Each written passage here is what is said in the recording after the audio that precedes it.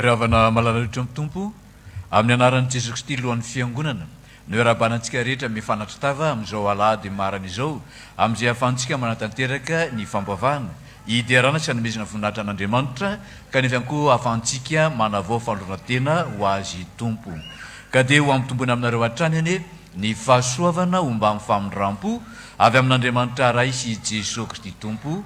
Amen. Andehantsika hitsangana ivety ny raviana ny fiangonana.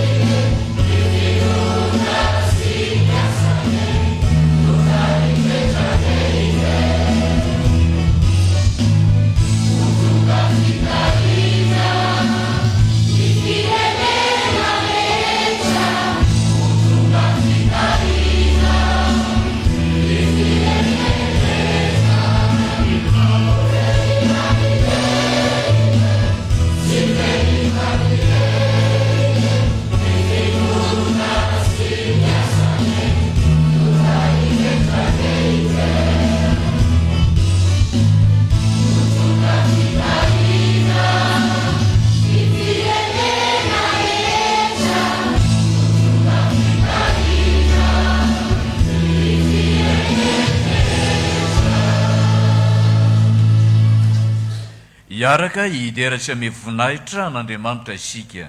Ny Salamo fahenina ambinipolo andiny voalohany faefatra no iarantsika mamaky. Salamo fahenina ambinipolo andiny voalohany ka faefatra. Aorin'izay ny era fanampiny favalo amby efapolo. Aoka iaraka hidera sy ame voninahitra an'Andriamanitra isika manao hoe: Meo an'Andriamanitra ny tany rehetra, mankalazany voninahitra ny anarany. Omeo voninahitra izy ny fingerana azy, lazoan'andriamanitra hoe endre matapaka ny asanao ny falebiazanerinao no miza mifahavalinao anao ny tany rehetra iamkoka milatrianao ka ankalazanao eny ankalaza ny anaranao izy. Amen.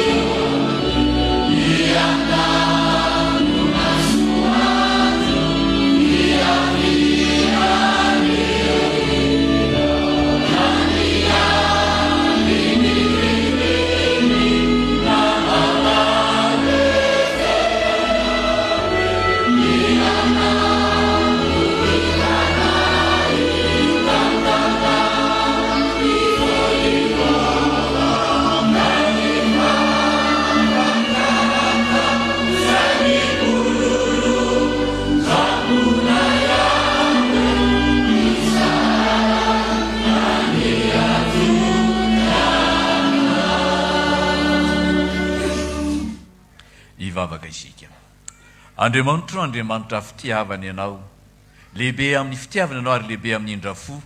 Izany mahatonga anay hidera sy ame voninahitra anao amin'izay atsapahanay isan'andro fa miasa eo amin'ny fiainana ianao. Misaotra anao izay no ity andro alady ity ahafahanay miseho eto anatrehanao satria mangeta hitanao Andriamanitra izay ary maniry anao nofinay eto amin'izao tany maina sy mangetana tsy misy rano izao. Andriamanitra, hanatrika anay nenao ka hitahy ity fotoana ity mba haizanay mame voninahitra anao amin'izay rehetra ataonay. Kanefa Tompo, ny fananao masina hiasa aminay ahafanay mandray tsara izay fitahim-panahy rehetra tianao homena anay. Raisoanao Andriamanitra amin'ny voninahitra amin'izay rehetra ataonay. Fa amin'ny anaranao Jesosy Kristy no anandratanay ny hivavaka. Amen. Afaka mipetraka ianareo. Tonga eo amin'ny fotoana ho an'ny tanora sy ny ankitsika revana dia ny 10 minitra amin'ny Baiboly. Ny sampana sekolady ny tarika antsika ho amin'izany izao. Izahay sampana sekolahady dia faly manonona ny fiadanan'ny tompo sy miarahaba ny fiangonana. Andeha hisangana isika rakizy sy tanora dia ataontsika ny hira faraka amby 27 andiny voalohany ary tsy hipetraka isika raha tsy fivavaka.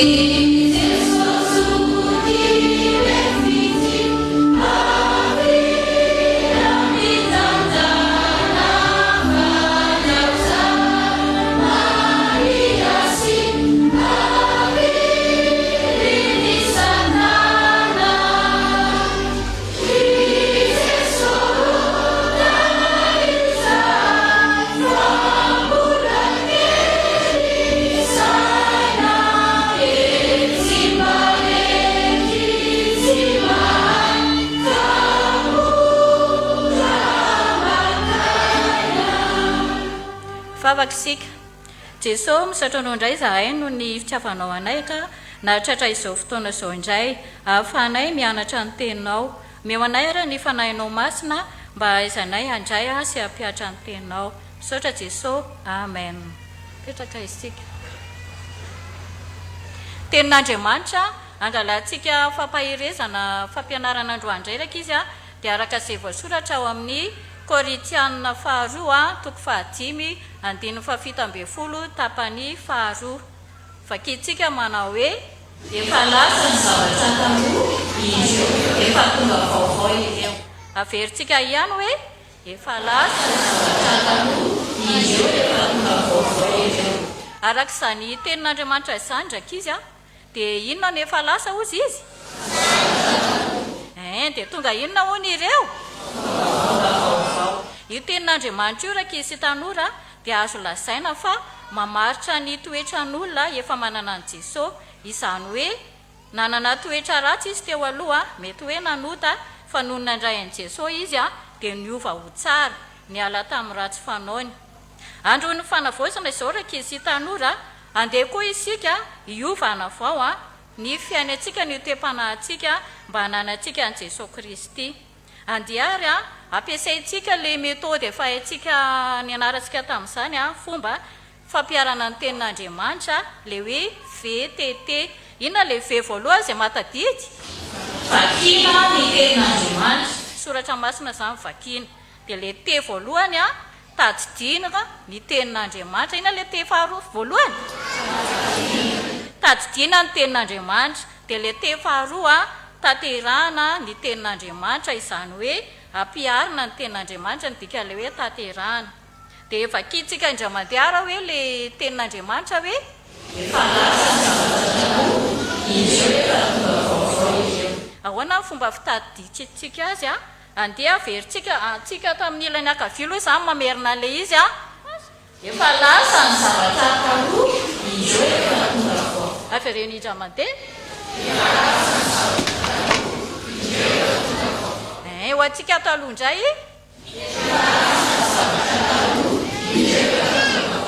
ho antsika ny ankavanana rehetra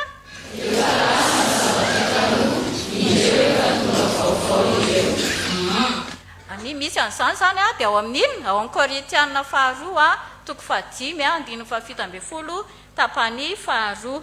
Ny fomba ampiarantsika anazy indray eo amin'ny fiainantsika dia zao misy zavatra teneniko izany eto dia nareo miteny hoe iova aho. Inona ny teneninareo?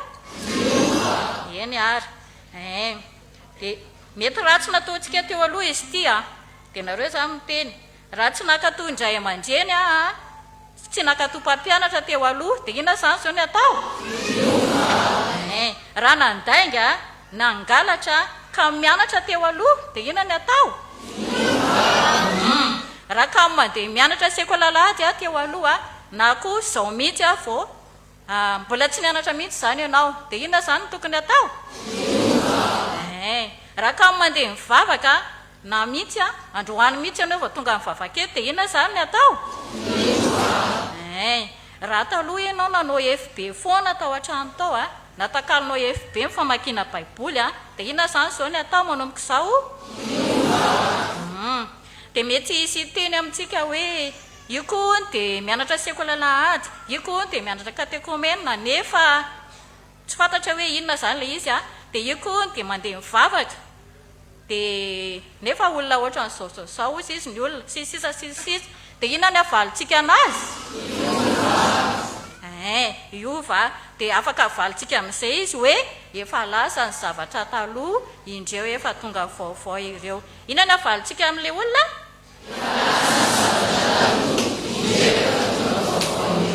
aiza misy azany tenin'Andriamanitra izany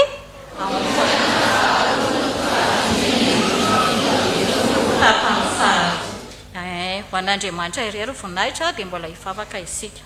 Jesosy misaotra anao izahay fa nampianatra anay ianao androany ny amin'ny iavaozanay indray olom-baovao aminao. Dia misaotra indrindra Jesosy. Amen. N'Andriamanitra irery voninahitra. Mialohan'ny vavaka sy amakina ny teny amin'ny soratra masina, ny hera fahafito sy telon'ny jato andiny voalohany 7:5 no ataontsika.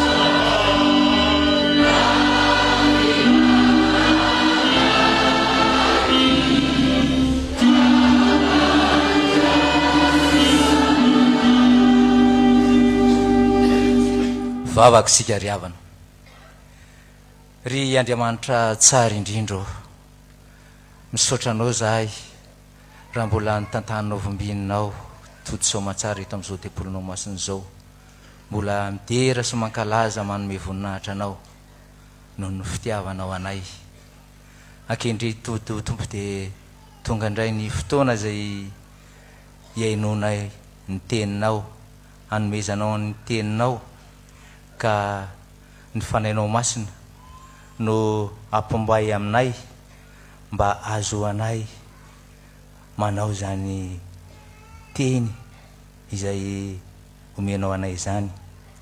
Indreo ny mpanomponao izay fandimby amaky zany teninao zany, eo koa ny mpanomponao izay ampita ny afatra avy aminao ary ny vahoakanao izay mangetaita fatratra n'izany teninao zany.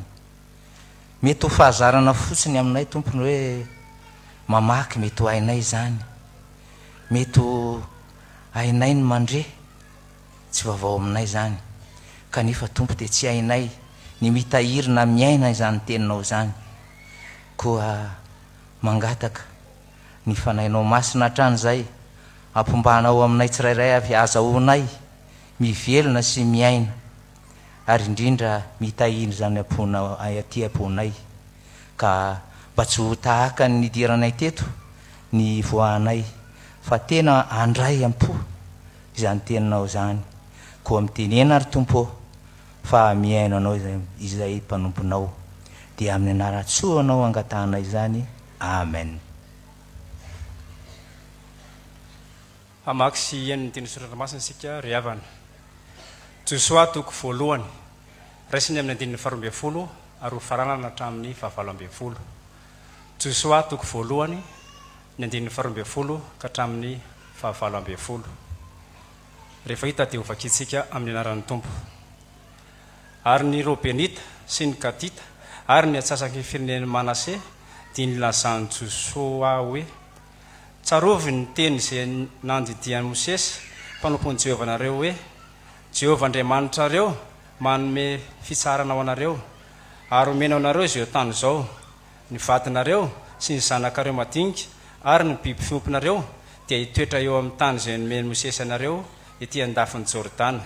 Fa ianareo lehilahy mahery rehetra dia samy voaomana hiady ka hita eo alohan'ny rahalahinareo anampy azy mandra-panomeny Jehovah fitsarana ny rahalahinareo tahaka anareo ka mba holovany kosa ny tany izay nomeny Jehovah Andriamanitra reo azy dia hiverina ho any amin'ny taninareo ianareo ka andova azy dia ilay nomeny Mosesy mpanompon'i Jehovah nareo ety andafy atsinanan'ny Jordana.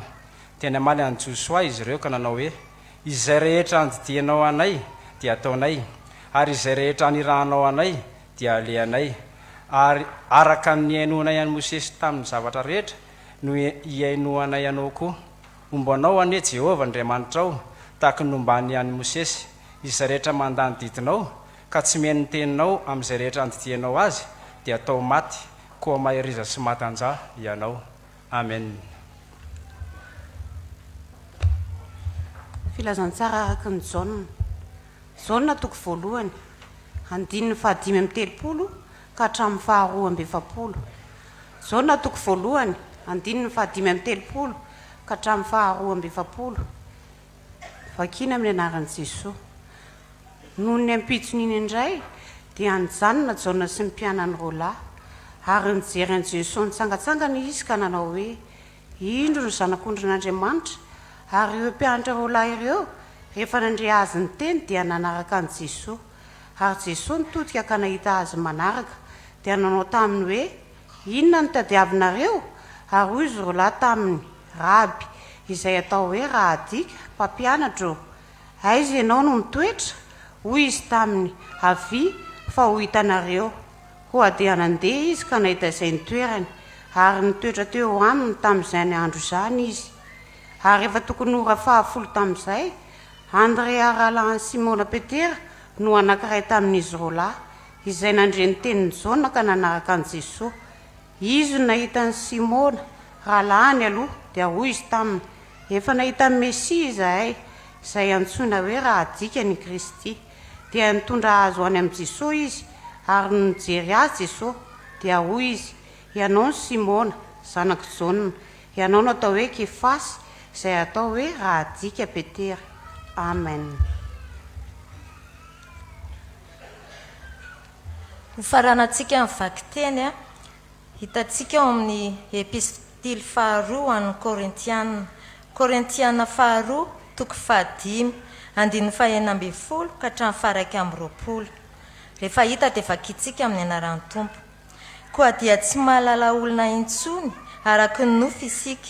Eny na dia nahafantatra ny Kristy araka ny nofo aza isika. Ankehitriny dia tsy fantatsika araka izany intsony izy. Koa raha misy olona ao amin'ny Kristy dia olom-baovao izy. Efa lasa ny zavatra taloha, indreo efa tonga vaovao ireo. Fa izany rehetra izany dia avy amin'Andriamanitra izay nampiavana antsika taminy amin'ny alalan'i Kristy sady nanome anay ny fanompona fampihavanana. Dia izao Andriamanitra ao amin'ny Kristy no nampiavana izao tontolo izao taminy ka tsy nanisany fahadisoany ary efa napetrany aminay ny teny fampihavanana. Koa dia ahiraka solon'i Kristy izahay toa an'Andriamanitra mampangataka anay aminareo. Solon'i Kristy izahay ka mangataka indrindra aminareo hoe mihavana amin'Andriamanitra ane ianareo izay tsy nahalala ota dia efa nataony ota amonjy atsika mba ho tonga fahamarinan'Andriamanitra ao aminy kosa isika. Amen. Ray masino manamasina Amen.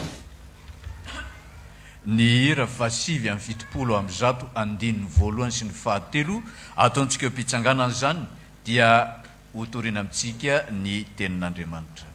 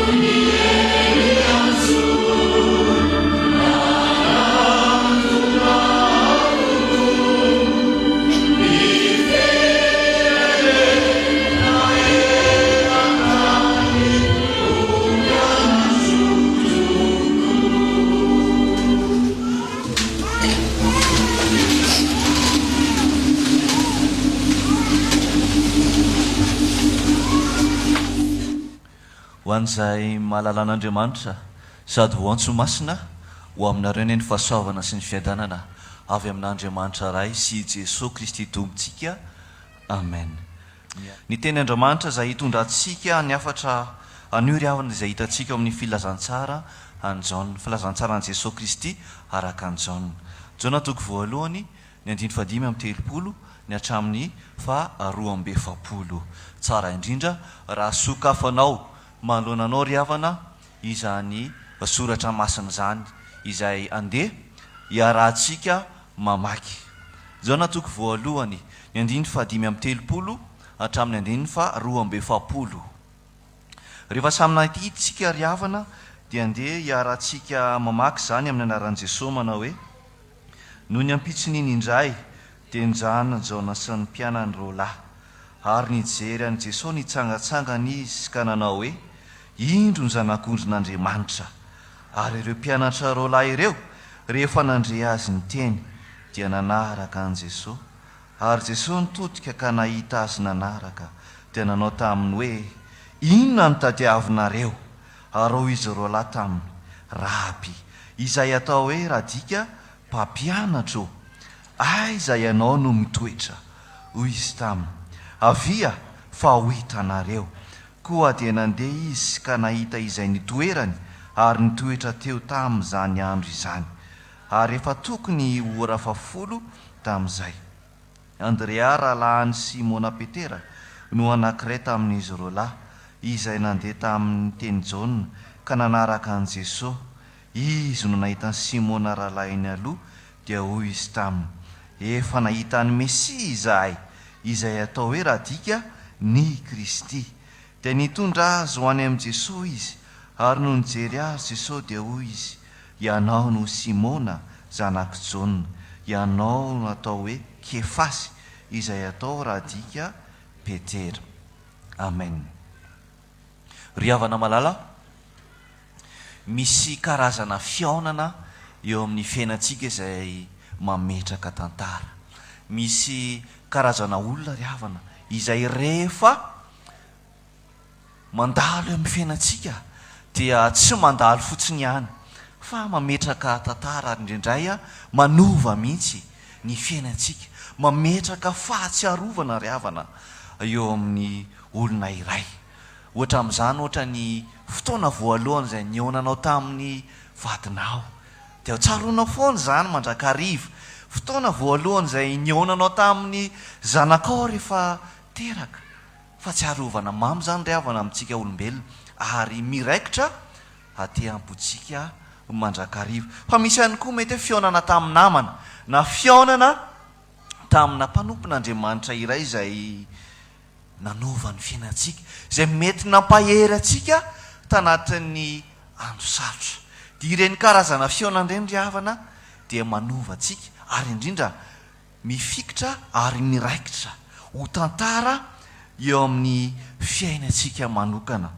Ary raha miresaka an'izany fionan'izantsika ry havana eo amin'ny baiboly ihany koa, raha mamaky ny baiboly isika dia misy karazana fionana iray manokana izay manova ny fiainan'ny olona iray, izay manova ny tantara ary indrindra manova ilay olona manokana.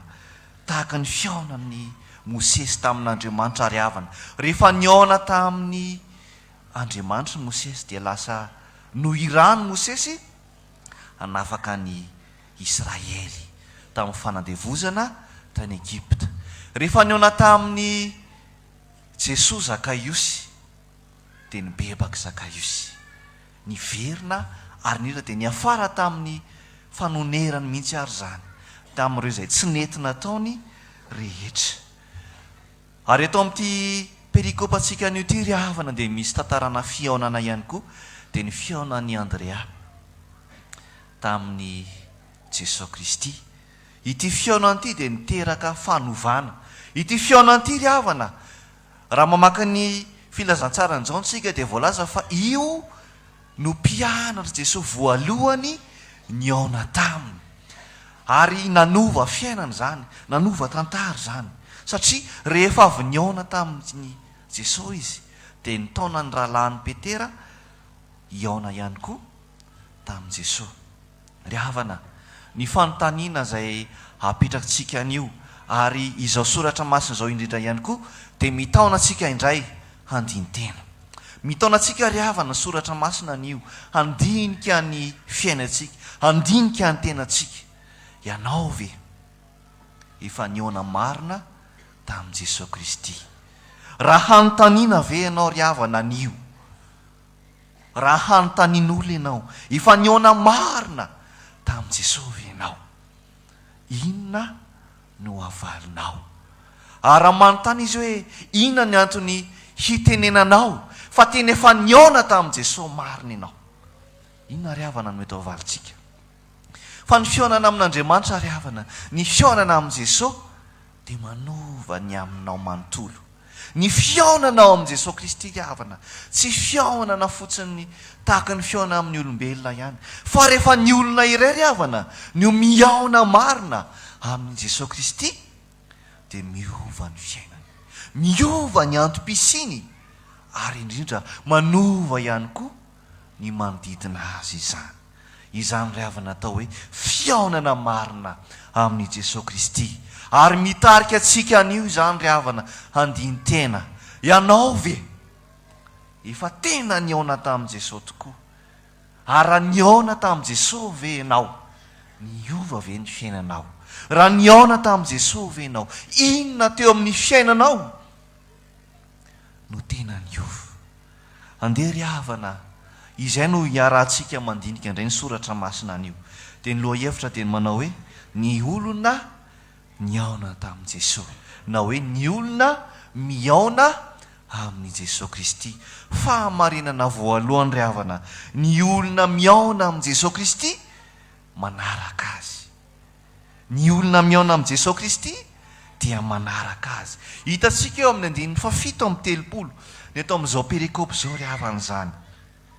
Rehefa nilaza Jaona Mpanao Batisa hoe indro ny zanak'ondrin'Andriamanitra, dia avy Andreasy ilay mpianatra iray nanaraka an' Jesosy, nanaraka an' Jesosy. Ry havana, ny famantarana lehibe iray ahafantarana ny olona iray tena niona marina tamin'i Jesosy dia izao, izy manaraka an Jesosy, izy manapa-kevitra ny anaraka an'Andriamanitra, hiara-dia amin'Andriamanitra, hanara-dia an Jesosy Kristy. Izany ry havana no ahafantarana anao tokoa hoe tena niona tamin'i Jesosy ve ianao, ary rehefa niona tamin'i Jesosy ianao dia nandray an Jesosy Kristy, dia ianao manaraka azy, manaraka ny diany, manaraka an'izay lalana nodiavan'i Jesosy Kristy. Izany ry havana no famantarana lehibe iray ahafantaran'ny olona iray izay mandray an Jesosy, miaona amin'i Jesosy, dia izy manaraka azy. Fa izany atao hoe fanarana an Jesosy zany ry havana dia midika hoe fanapa-kevitra. Izany fanarana an Jesosy zany ry havana tsy antery. Izany fanarana an Jesosy zany ry havana tsy hoe taitaitra fotsiny mahita ny olona dia za koa mba handeha, za koa mba hanaraka. Fa ny olona manaraka an Jesosy, ny olona miaona amin'i Jesosy Kristy ry havana dia olona tapa-kevitra ary misafidy ny anaraka an Jesosy Kristy. Ary zany ry havana mahatonga an Jesosy any eto manontany an'i Andreasy ilay mpianatra iray izy, inona no tadiavinareo? Inona no tadiavinareo? Jesosy eto ry havana tsy milaza hoe iza no tadiavinareo, izy no tsy miteny hoe iza, fa hoy izy hoe inona no tadiavinareo?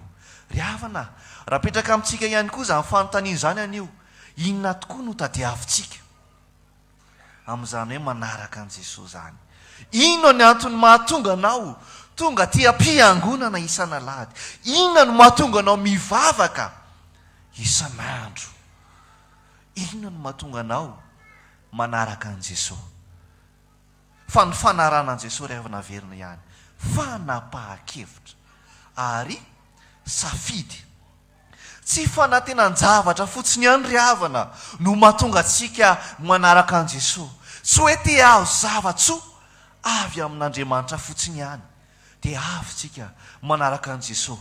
Fa ny mahatonga antsika ry havana manaraka an Jesosy dia satria fantatsika fa izy irery ihany no mahavonjy antsika, satria fantatsika fa ivelan'Andriamanitra ry havana tsy misy famonjena azo antoka no ny ao amin'i Jesosy Kristy. Ary zany ry havana no hamerenana indray ny toe-potsika anio ny amin'ny fanarana an Jesosy. Ndrao sao dia fanantenan-javatra fotsiny ihany ny mahatonga anao tonga tia mpiangonana, fa ny fitahinana ry havana dia manaraka iny ihany. Fa ny zava-dehibe dia ianao izay voavonjy, ianao izay manana anjara, ianao izay manana antoka ny amin'ny fiainana mandrakizay. Dia tsarovy ry havana fa ny lahara-pamehan'Andriamanitra eo amin'ny fiainanao dia ny hamonjy anao. Ny lahara-pamehan'Andriamanitra tsarovy tsara fa dia ny hamonjy anao. Tsy ny hoe ny anao izay mahafinaritra anao fotsiny ihany, tsy hoe hamaly ny vavakao, tsy ny hoe hahatonga anao hanana fiainana tsaratsara kokoa. Zany ry havana dia manaraka fotsiny ihany, fa ny lahara-pamehan'Andriamanitra dia ianao io manana anjara ny amin'ilay fiainana mandrakizay. Ianao io voavonjy ry havana, zany lahara-pamehan'Andriamanitra. Ka raha manaraka an Jesosy ianao dia tsarovy fa tahaka n'ity fanontaniana ity ihany koa no anontanian'i Jesosy Kristy anao anio, inona no tadiavinareo? Inona no tadiavinao ry havana ny amin'izao fanarahanao an Jesosy Kristy zao? Sao dia fanantenan-javatra fotsiny ihany? Fa tsarovy ry havana fa ny olona manaraka an Jesosy dia safidipony zany ary fanapa-keviny manokana ny anaraka an Jesosy. Tsy hoe satria mahita ny fiarahamonina manodidina mivavaka dia mamenatra mamenatra ty andro alahady tsy mivavaka fa mba andeha hivavaka ihany koa. Tsy ry havana, tsy izany, fa fanapa-kevitrao ianao manokana no hoe hanaraka an Jesosy. Ary zany ny ahafantarana ny olona miaona amin'i Jesosy ry havana, izy dia manapa-kevitra, misafidy ny anaraka an Jesosy. Fa raha vao tsy misafidy ianao ry havana, raha vao tsy ao anatinao mihitsy ilay fanapa-kevitra mialohan'izay hanaraka an Jesosy, dia izao tsy maintsy ho diso fanantenana ianao. Tsarovy zany ry havana fa ny olona izay diso fanantenana ao anatin'ny fivavahana dia olona diso hevitra, dia olona diso tanjona amin'ny fanarahana an Jesosy. dia zany anie ry havana navoan'ny mpanaradian jesosy sasany rehefa nyteny manahiran jesosy dia maro ny ala ary zay natonga an jesosy nanontany ny mpiainany koa hoe ianareo koa va mba te hiala satria nisy ny ala noho ny amy hoe tsy nifanaraka intsony tamin'ny tanjo ny zareo izay entiny jesosy ary indrindra nanohitohina ny fafahany sasany ny teny jesosy dia rehefa tonga izay fotoana izay ry havana dia niala ny olona sasany dia mba nanontany jesosy tamin'ny mpianany ianareo koa fa mba te hiala ho jesosy dia itsika ry havana no navalo petera hoe ho any amin'iza moa izay fa ho any amin'iza tokoa moa isika izao ry havana izany mba ho atenaitsika amin'izao tontolo izao izany mba ho atenainao eto amin'izao fiainana izao ratsy jesosy fa ny olona ny ry havana hitokisanao mandiso fanantenany izay rehetra hitokisanao izay rehetra antenanao ry havana anie dia mety andiso fanantenananao fa tokana ihany ry havana ny tsy mandiso fanantenanao dia jesosy kristy izany manarahany jesosy ry havana manarahany jesosy tapao ny hevitrao hanaraka an jesosy mba handray le famonjena mba handray ilay fiainana mandrakizay ihany koa ianao mba hanana anjara an'ilay lova tsara indrindra ao amin'Andriamanitra mba hiara-ndova amin'i jesosy ianao ry havana izany ry havana no ataonao tanjona fa tsy mananaraka-eva fotsiny dia indray andro ry havana dia nisy lehilahy ray izay dia izy ity zany tsy dia mpivavaka loatra dia rerakaviny Jeriboly izy ity ny alina dia nisy maraim-baovao nefa atao am-piangonana dia nisy tovavy zay zany nafinarinaritra an'izy io dia hoe ilay tovavy mantsanyity lehilahy ty hoe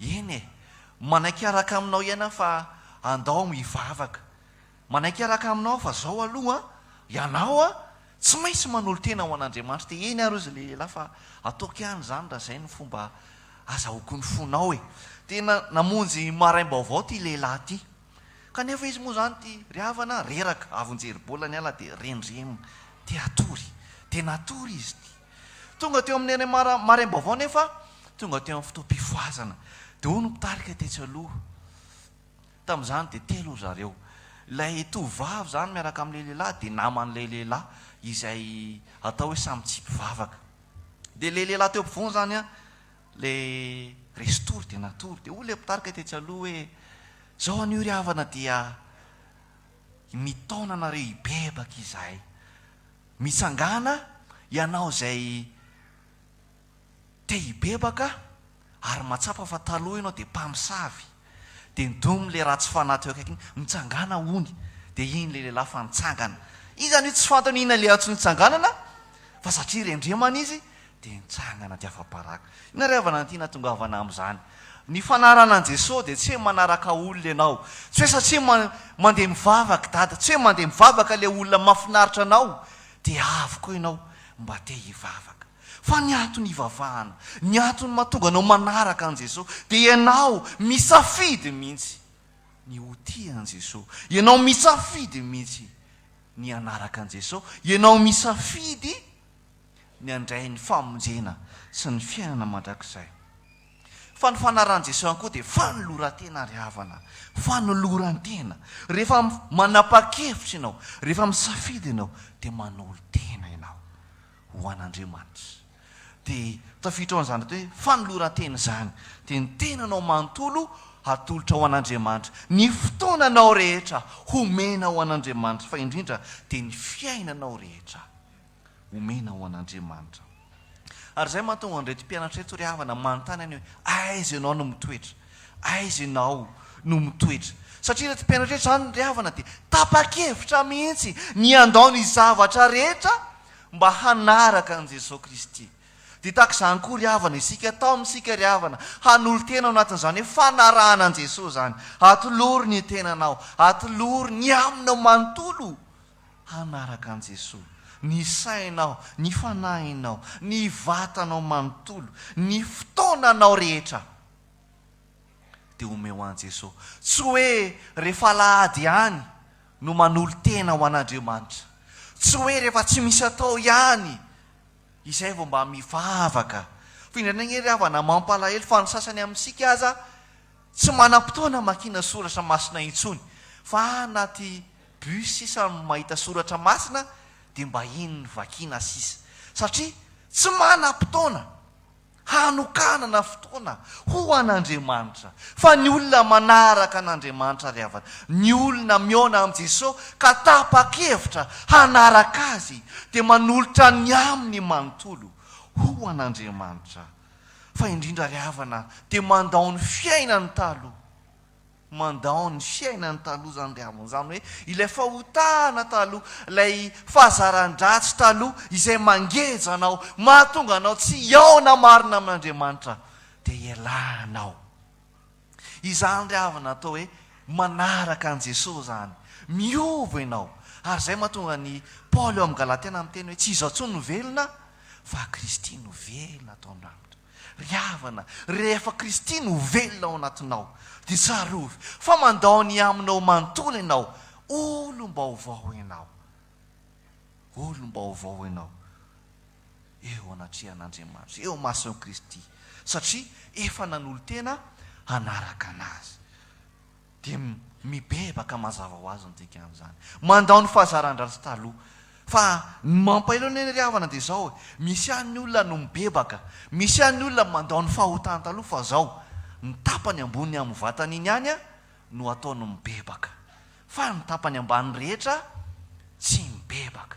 Zany hoe misy filana, misy fahazaran-dratsy taloha zany zay tsy fony dia mbola ataony any, fa iny amin'iny ambony rehetrarehetra iny any no mibebaka ny azy, fa ny any ambany rehetra any tsy mibebaka. Ry havana, ny olona manolo tena ho an'Andriamanitra, ny olona manaraka an' Jesosy dia miova fiainana, mibebaka ny aminy manontolo, miala ny fahazaran-dratsy, ary indrindra mahafoy ny fiainany taloha ho an'Andriamanitra.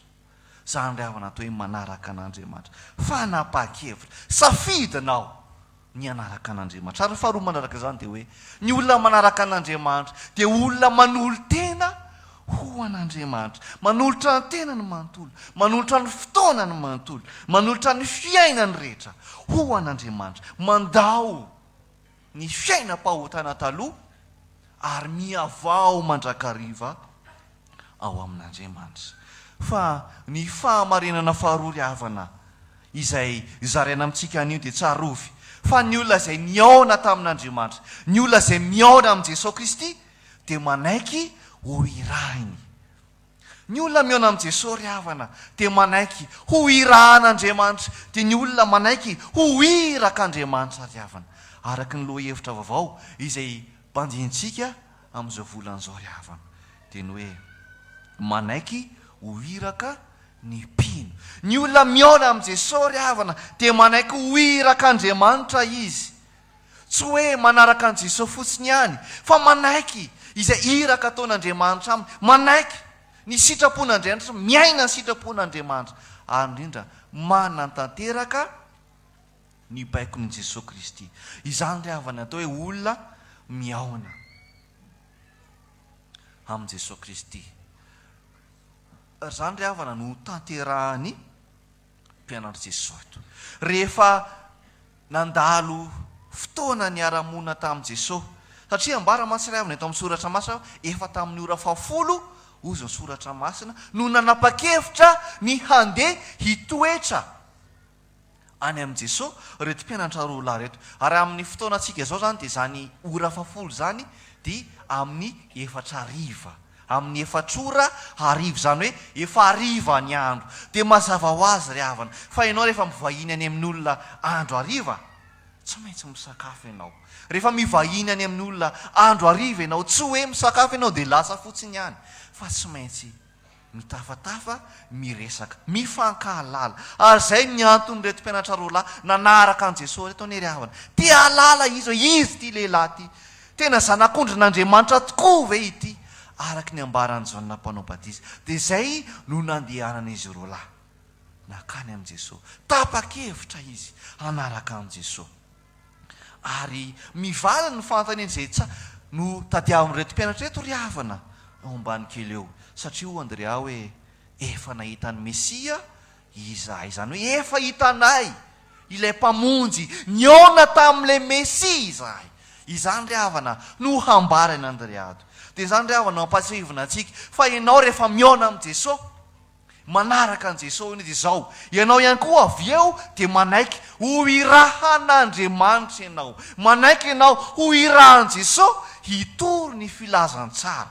Tsy misy olona ry havana miona amin'Andriamanitra kanefa tsy mandeha mitory ny filazantsara. Tsy misy olona ry havana miona amin'i Jesosy Kristy ka tsy manompo azy.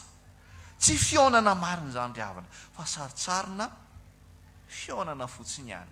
Dia Jesosy ane ry havana efa nanome teny fanirana ho antsika. Jesosy ane ry havana efa naniraka ny olona rehetra izay nanaraka azy mandeha anany amin'izao tontolo izao, ary tovy mpianatro ny firenena rehetra.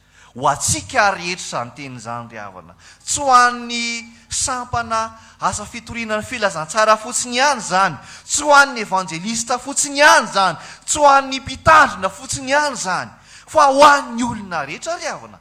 Izany teny Jesosy izany mandeha anany izao tontolo izao, ary ataovy mpianatra ny firenena rehetra. Dikan'izany ny olona izay miona amin'i Jesosy, ny olona izay manaraka an' Jesosy ry havana, dia manaiky avy eo ho irahan'Andriamanitra, manaiky ho hirak'Andriamanitra ry havana. Ny olona izay miona amin'i Jesosy, ary izay ry havana no nataony mpianatra Jesosy eto. Tsy nitazominy tamin'ny fotsiny ihany, tsy nitazominy ho azy fotsiny ihany ny fifaliany hoe nahitany Mesia izy, fa avy izy niazakazaka nandeha namonjy ny rahalahy Simona, dia hoy izy hoe efa nahitany Mesia izahay, andao fa atsy ny misy an'ilay Mesia efa nandrasantsika, sindandra indraytsika efa ela. Izany ry havana atao hoe olona manaiky iran'Andriamanitra, dia olona mizara an' Jesosy, olona mampiona an' Jesosy amin'ny olon-drehetra.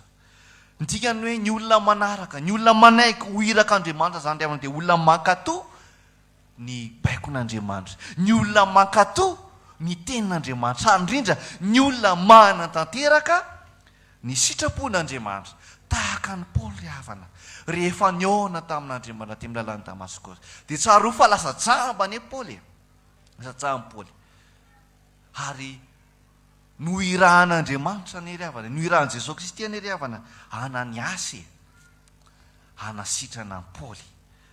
Ity Ananiasy ity izay ireto mpianatra Jesosy reto, fa tsy Ananiasy fotsiny ihany, izay noenjehan'ny Paoly.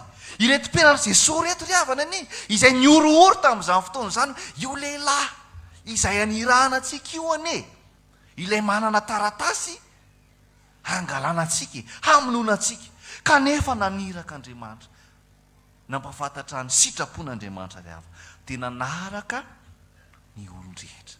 Izany ry havana no ny atao hoe manaiky ho irahan'Andriamanitra, ny atao hoe manaiky ho irak'Andriamanitra. Dia tsy hoe any amin'izay toerana mahafinaritra anao ihany ianao no mandeha, tsy hoe any amin'ny olona izay tianao ihany ianao no mitory ny filazantsara, fa any amin'ny toerana sy olona rehetra izay hanondroan'i Jesosy Kristy handehananao.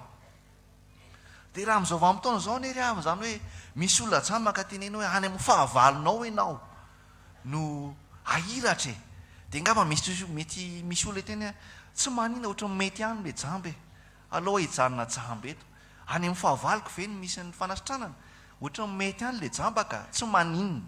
Fa eto ry havana dia nanaiky na i Paoly na Ananiasy hanasitrana, satria izay no sitrapon'Andriamanitra, ary izay le atao hoe manaiky ho irahan'Andriamanitra ry havana, amin'ny toerana izay handefasan'Andriamanitra anao ianao no mandeha, ny baikon'Andriamanitra, ny sitrapon'Andriamanitra, na dia mifanohatra aza amin'ny sitraponao dia mandeha ianao, satria izay le hoe mankatoa, manan-tanteraka ary manao ny sitrapon'Andriamanitra. Paoly ry havana ny ohatra lehibe indrindra, ny ohatra tsara ny amin'izany hoe mankatoa ny tenin'Andriamanitra zany, satria Paoly dia nirahan'Andriamanitra ho mpitory ny filazantsara amin'ny jentilisa. Dia nanaiky Paoly, ary fantatsika tsara ny tantaran'izany mpitory filazantsara Paoly zany, izany Paoly apôstôly zany, fa mafy ane ny ainan'ny Paoly, tsy mora ane ry havana zany mpitory filazantsara mandeha an-tongotra, tsy mora ny riavana zany hoe toraham-bato ailika zany tsy mora ny riavana zany hoe marary kanefa rehefa mangataka amin'i jesosy eny ambasotrano dia hoy jesosy hoe ampo anao ny fahasoavako tsy mora ny riavana no miainana zany kanefa zay le manaiky ho irak'Andriamanitra tsy voatery izay tianao tsy voatery izay mahafinaritra anao no atao fa izay sitrako ny fon'Andriamanitra izay anirahan' Jesosy Kristy hanao no tanterahanao dia mahatsiaro any Saoly mpanjaka sika riavana rehefa mieritreritra an'izany hoe irak'Andriamanitra zany kanefa ny mahafinaritra azy indray ny ataony. Saoly mpanjaka rehefa nirahan'Andriamanitra andringana ny Amalekita dia nataony any nandeha any izy andringana ny Amalekita fa zao Andriamanitra efa niteny azy mazava tsara hoe aza vela misy hijanonao fa ringano avokoa na olona na biby fiompy. Fa nataony Saoly mpanjaka riavana rehefa naringana Amalekita dia azony samobelona ny mpanjaka ary avy eo tsy vitan'ny mpanjaka fotsiny ihany fa reo biby fiompy izay tsaratsara atao amin'io tanàna io dia tsy nyvonony fa netiny tany aminazy. Dia rehefa nanontany ny mpaminany hoe fa manina ianao tsy nanaraka ny sitrapon'Andriamanitra, manina tsy nitanterahanao ara-baky teny ny irak'Andriamanitra. Dia hoy Saoly hoe tsy hoe zany fa nieritreretiko hoe reto biby fiompy tsara tarehy reto dia ho ataoko sorona ho an'Andriamanitra. Riavana ny olona manaiky ho irak'Andriamanitra tsara ovy tsara fa manaraka ara-baky teny manao izay lazain'Andriamanitra fa tsy hoe izay mahafinaritra anao. Fa mampalena ny riavana rehefa mandinika an'izany dia misy karazana mpitory filazantsara, misy karazana fiangonana, misy karazan'olona ny riavana tsy hoe voatosy filazantsara nosy Madagasikara tsony no tarigetrany amin'izay fa lasa hoe volosy amin'ny filazantsara inosy Madagasikara.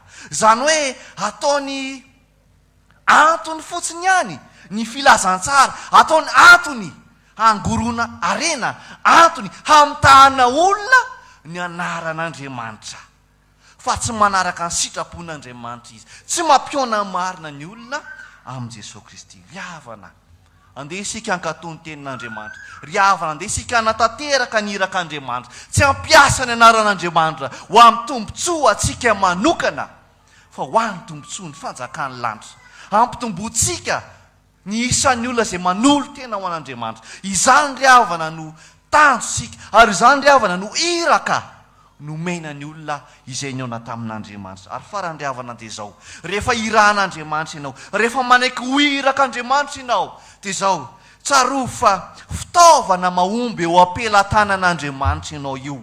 Ny olona miona amin'i Jesosy Kristy, ny olona manaraka an'i Jesosy Kristy, ny olona manaiky ho irak'Andriamanitra dia fitaovana mahomby izy avy eo ampelantanan'Andriamanitra, mitaona ny olona iaona amin'i Jesosy Kristy, mampiona ny olona amin'i Jesosy Kristy. Ary zany mahatonga ny Paoly riavana ao amin'ny Kolosiana 2:7-8 miteny hoe izy no torianay. Jesosy Kristy zany io ambarana io, izy no torianay. Izany hoe Jesosy no toriana fa tsy mitory tena. Jesosy ny fahasoavany no zariana amin'ny olon-drehetra fa sy ny hatsaranao, sy ny fahaizanao, tsy izay rehetra mety tsaratsara ny aminao no arosonao fa Jesosy Kristy no ampionanao amin'ny olon-drehetra. Dia dikan'izany riavana dia mananatra ny olona, mitaona ny olon-drehetra hanaraka ny sitrapon'Andriamanitra ianao, mampahery ny olona ihany koa izay mandalo fahoriana. Zany anie riavana antom-pisititsaka kristianina eto amin'izao tany izao hoe ianareo ny fanasin'ny tany.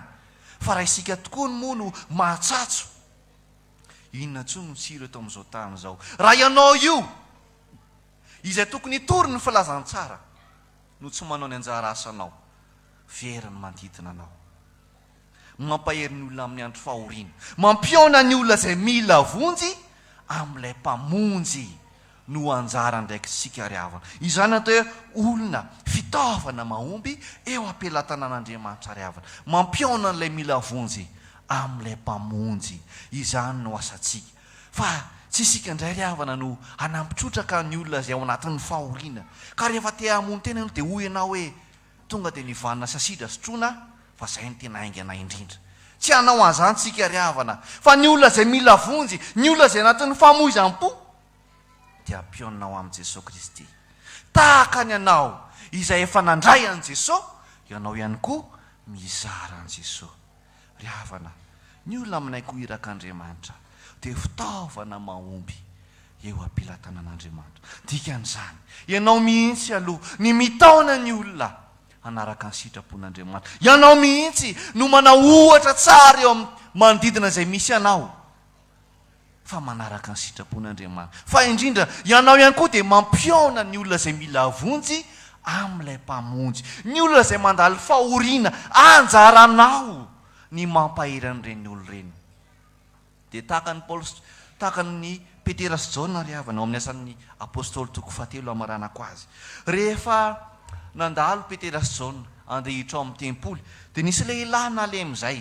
apetraka ny fianakaviany eo am-bavahadin'ny tempoly hitsara endrika ny anaran'io vavahady io tamin'izany dia nandalo Petera sy Jaona dia nangataka araka ny fanaon'ity lehilahy ity fa zao ry havana hoy Petera mantsan'ity lehilahy ity hoe tsy manana vola fotsy izahay tsy manana volamena izahay omena anao fa izay ananako no omeko anao hoy Petera amin'ny anaran'i Jesosy mitsangana ianao ry havana isika ihany koa tsy andeha hanao fahagagana amin'ny herintsika isika ihany koa ry havana tsy andeha hitondra vahaolana amin'ny olona amin'ny fahaizantsika fa ny anjarantsika dia mampiona ny olon-drehetra amin'i Jesosy Kristy izy no mpamonjy ianao dia fitaovana fotsiny eo ampelantanan'Andriamanitra andeha ry amintsika anaiky ho fitaovana tokoa mahomby eo ampelantanan'Andriamanitra ry havana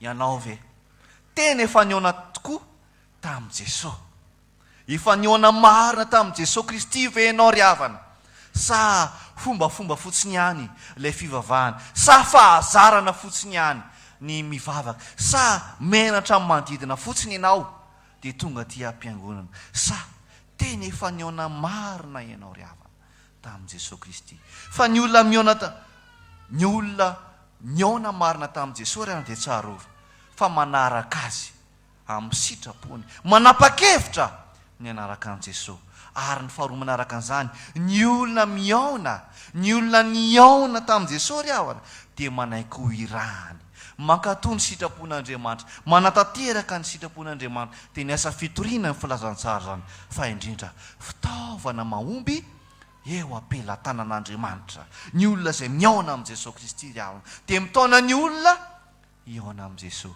mampiona ny mila vonjy amin'ny mpamonjy izany ry havana no anjara asantsika manoloana an'Andriamanitra dia ho an'Andriamanitra rery voninahitra amen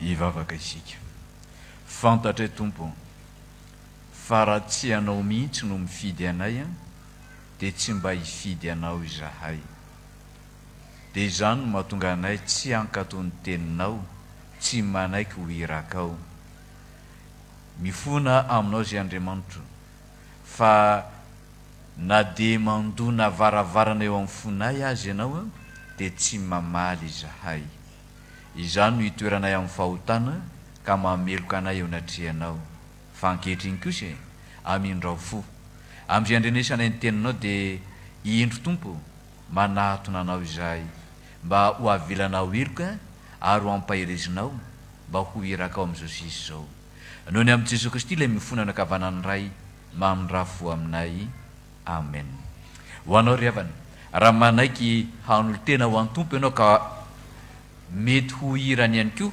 mitsangana fa mamindra fo sy mamela eloka anao izy fa voasoratra hoe amin'ny anaran'ny tompo koa izao no lazain'i Jehova raha hiverina ianao dia ho resiko ny ray ka dia hitsangana eo anatrehako ianao ary raha manavaka ny zavatsoa hiala amin'ny zavapony ianao dia ho solom-bavako anatona anao indray ireny fa tsy ianao no anatona azy koa ambara aminao amin'ny anaran'i Jesosy fa voavelany ilokao midera ny anaran'ny masina fa sambatra ny olona zay voavelany kely tsy voasarana amin'ny fahotana sambatra ny olona zay mba eloka ary tsy misitaka ny fanahy amen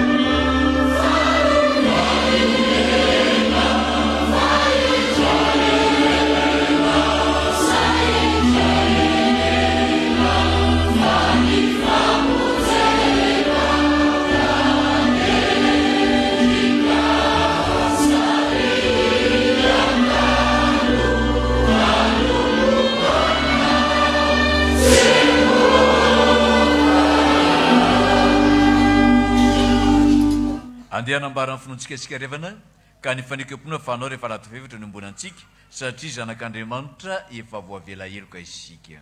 Manambara ny fonontsika Jesu Kristsika hiaraka ny teny Joana Mpanambadisa hoe ino ny zanak'Andriamanitra izay manaisy tamin'ny fahotana izao tontolo izao.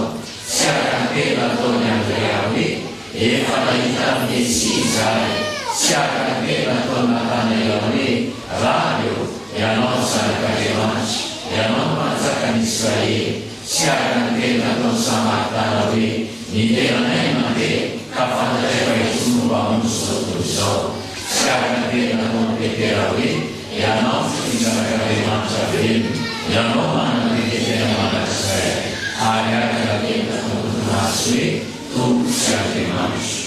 Amen. Ivavaka isika.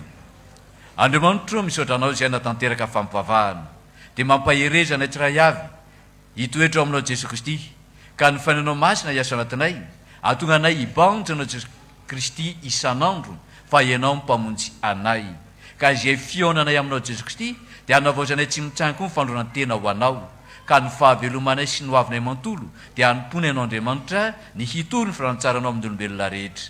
Taio isambatan'olona, taio sotokatrano, taio ny fiangonanao Jesu Kristy eto Madagasikara mba ho fiangonana velona hanambara ny famonjenao amin'ny olombelona rehetra.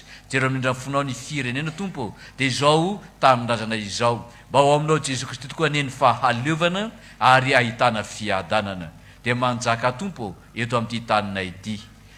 Dia amin'ny anaranao Jesosy nanaovana ny vavaka ary dia sitraka ny ombona amin'ilay fanampianarinao manao hoe rainay io izay anamitra ao anatsina ny mianaranao ho tonga ny fanjakanao ataona ny sitraponao ny tiatany tamin'ny anamitra omeo anay ny mianasaza ho anay ary mamela ny ekay tahaka ny namelanay izay meloka taminay ary azatonanay mamifakapana manafana amin'ny ratsy no manjaka misy mihery ary ny vonahitra mandrakizay. Amen.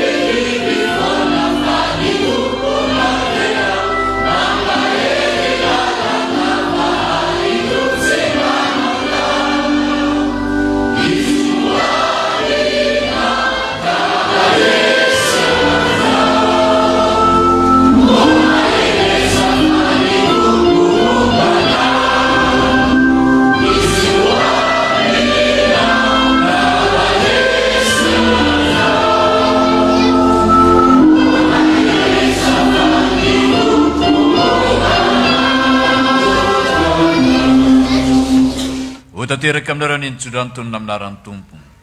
Hita ianao ny Jehova ka hiaro anao. Ampamirapitra ny tavany aminao ny Jehova ka mindra fo aminao. Anandratra ny tavany aminao ny Jehova ka nomeanao fiadanana. Dia komba anao ny Tompo.